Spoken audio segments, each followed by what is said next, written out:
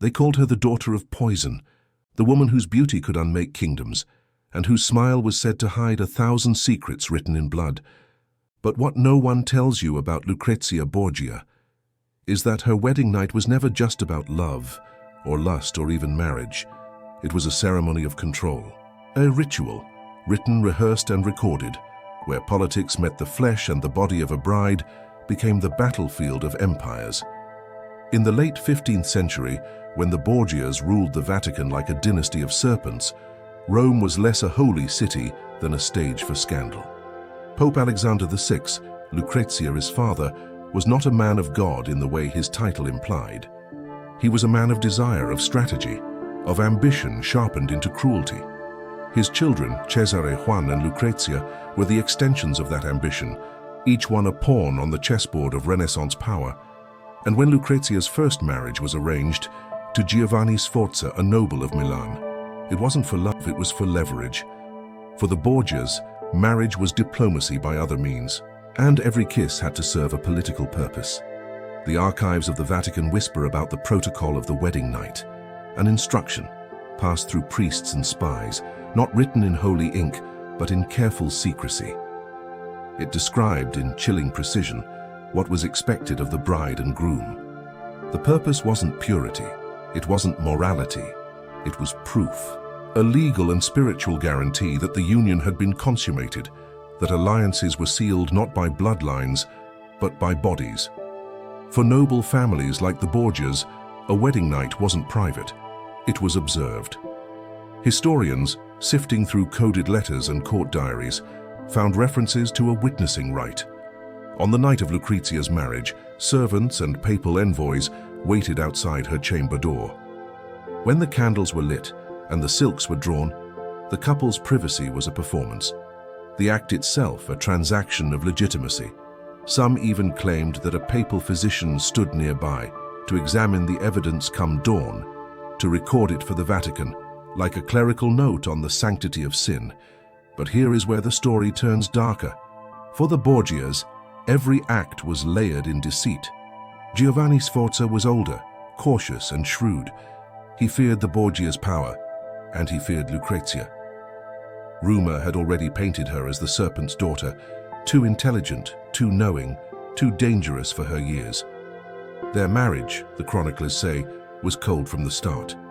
And within months the whispers began, that Lucrezia was being watched even inside her own rooms, that spies for her brother Cesare followed her every move, that the Pope himself sent letters instructing what she should wear, when she should speak, and how she should smile. It was said that her wedding bed became a throne of obedience, that the ritual repeated each night was not for pleasure but for proof, to show the alliance still held, to assure her father that his daughter's loyalty remained unbroken. Each sigh, each glance had political weight. In one surviving record written by a Milanese envoy, there is a single haunting line. The lady's chastity is guarded not by God, but by her father's shadow. When the alliance began to falter, Pope Alexander VI turned his gaze from faith to flesh once again. He needed leverage over the Sforzas, and so he ordered an annulment. The reason? He declared, absurdly, scandalously, that Giovanni Sforza was impotent. To prove it, a tribunal of clerics and physicians demanded testimony on the most private details of Lucrezia's marriage bed. Letters were forged, statements were coerced. The ritual that had once proven consummation was now weaponized to erase it. And when Giovanni refused humiliation, he fled Rome, cursing the Borgias, calling them a family born of the devil himself. What happened to Lucrezia next was the true tragedy. The church annulled her marriage, claiming her purity had been restored. But Rome whispered a different story, that her father and brother Cesare had begun to use her not only as a political tool, but as a distraction, a rumor, a weapon of seduction in the endless game of alliances. By her second marriage, to Alfonso of Aragon, the wedding night ritual had changed. No longer a simple observation of faith, it had become something ceremonial, almost sacred in its obscenity. The guests drank wine until dawn, music and incense filled the chambers, and Lucrezia, draped in gold, was led by attendants into the bridal chamber as if into a temple. Outside the door, the Pope's agents waited again, not for proof, but for power, for the confirmation that the Borgia's influence would spread through Naples and beyond. But history, as always, turned cruel. When Alfonso was later murdered, almost certainly on Cesare Borgia's orders, Lucrezia Borgia's life became a ghost of court politics. Each marriage that followed was more symbolic than real. Each wedding night, another mask, another document signed in the language of obedience and deceit. And yet through it all, Lucrezia endured. The woman once painted as poison became the survivor of poisoners. The so-called whore of Rome became the Duchess of Ferrara, respected, intelligent, a patron of art and poetry. But the ghosts of her first wedding never left her. Her letters, written years later, speak of nights of ceremony, watched by eyes unseen, of being married to the shadow of power. In the end, her story wasn't about sin, it was about control. About how the Renaissance wrapped women in silk and chains at the same time, and how even love in the age of politics could be weaponized by the church. The so-called wedding night protocol wasn't a myth. It was a mirror, a reflection of how the powerful could turn intimacy into evidence, and how one woman's body could become a ledger of alliances. When Lucrezia Borgia died in 1519 at the age of 39, the bells of Ferrara tolled for a duchess, not a sinner. But somewhere, perhaps still hidden in the Vatican archives, lies the parchment marked with the Borgia's private seal, the document that began it all. A relic of a night that was never truly hers, a ritual that turned desire into duty and left behind a question that still haunts history. How many women across centuries were turned into proof of their family's power? They said that after her first 2 marriages, Lucrezia Borgia had no heart left to wound, that she had become marble, beautiful, cold, untouchable. But marble remembers every chisel mark. In the quiet chambers of Ferrara, she began to carve herself anew. No longer the girl who was traded like a coin, no longer the pawn on her father's altar of ambition. Now she would learn the sacred art of survival, the alchemy of turning scandal into sovereignty. The year was 1502. Rome had changed, but the whispers had not. The name Borgia still carried the scent of poison and the echo of sin.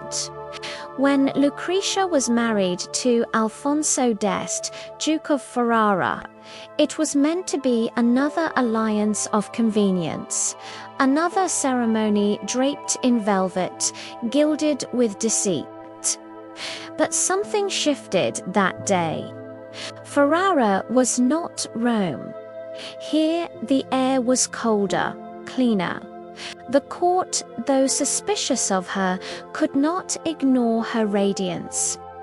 Even her enemies admitted that when she walked through the marble corridors, she carried the air of someone who had been through the inferno and learned to smile at its flames. Her wedding night was nothing like the first. There was no papal envoy waiting behind the door, no physician, no priest with parchment ready to record her compliance. This time, Lucrezia closed the door herself, and though history leaves that night mostly in shadow, one thing is certain. She did not enter that chamber as a sacrifice. She entered as a queen. But to understand her power, you must understand the world that watched her.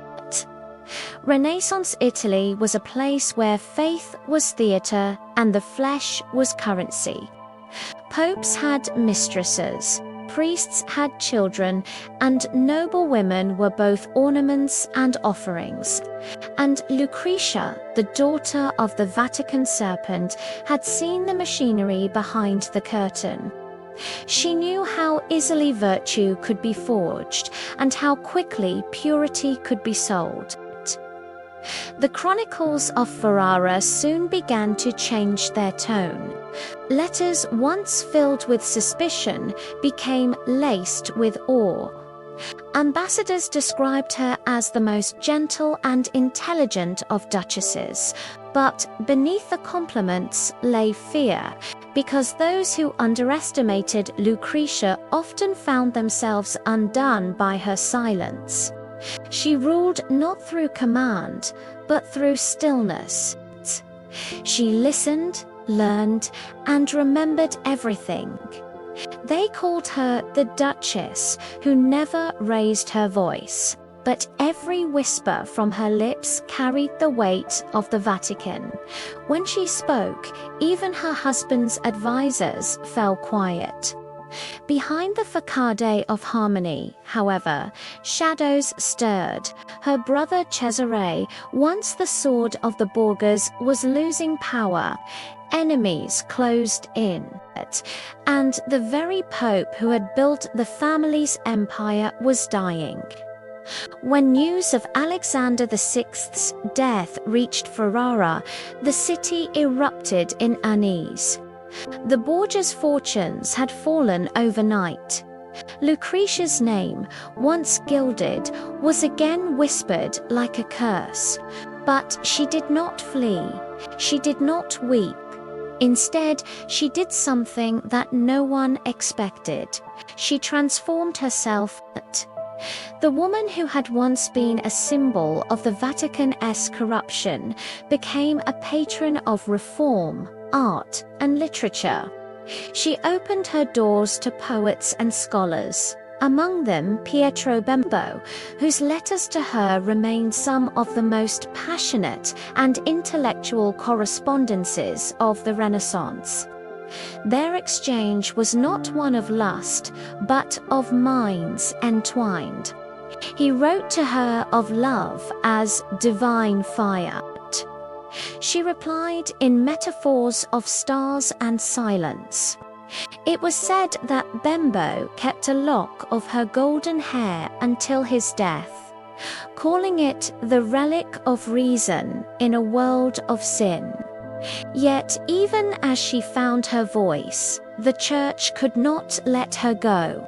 Rome never forgets its own ghosts. Whispers followed her across every province that she had been her father's accomplice, her brother's confidant, her own jailer. And perhaps somewhere in those shadows there was a sliver of truth. Because to survive in such a world, innocence was a luxury few could afford. The Vatican archives speak of a final protocol, never officially recorded, but rumored to exist, a document written not by priests, but by Lucrezia herself, a guide for noblewomen forced into political marriages.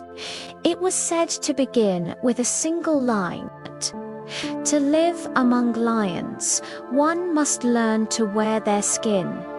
If it existed, it has never been found." But its ghost lingers in the records of Ferrara, in how she negotiated peace between rival houses, protected her children's inheritance, and even defied her husband's will to aid her people during famine. By the second decade of the 1500s, the once-cursed Borgia daughter had become the Madonna of Ferrara. Her portrait, painted by Dosso Dossi, shows her seated beneath a canopy of green silk, serene, distant, her eyes unreadable. To the world, she was now grace embodied. But behind that serenity lay decades of ritual, deception, and survival. Each marriage had been a mask, each wedding night a trial, each public smile a negotiation. In that sense, Lucrezia Borgia was not a victim of her age, she was its mirror. A woman sculpted by men who believed they could own her, only to discover she had become the sculptor herself. But the Renaissance was not kind to those who thrived too long in its light. In 1519, Lucrezia went into labor with her 8th child. The birth was difficult. Her strength, worn thin by years of political struggle and motherhood, began to fade. For 10 days, Ferrara held its breath.